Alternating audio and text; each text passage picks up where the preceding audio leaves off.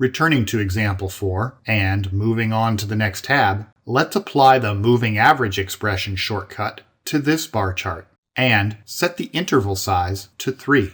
The application of this rolling mean calculation tends to smooth the data by broadening the range over which the data is collected in order to generate each average. Because of that broadened range, you will see that several of the leading bars cannot be drawn due to a lack of available data. The expression for the moving average is shown here.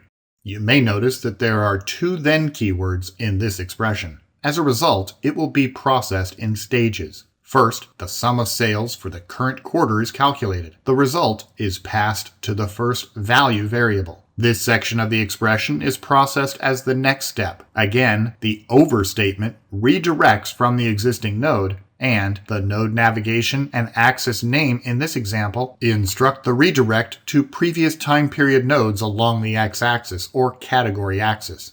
This value, which can be adjusted using the interval size input on the selector, will include the current node and 2 previous nodes. For example, the value represented at Q4 2012 is the average of the sum of sales value at the current node and the values at each of the 2 previous nodes. The result is passed to the second value variable, and the remainder of the expression is processed as the final step. This portion of the expression is designed to deal with any incomplete intervals. The if statement tests the count of available values over the interval and checks to see if it is the same as the interval size. If they are equal, it means that all nodes in the current interval have values and the result for that node is returned. If there are any missing values, the inequality will result in a null value. So, if our original data had empty nodes, the result would be to return null values for any nodes which reference those empty nodes as a part of the defined interval for their calculation.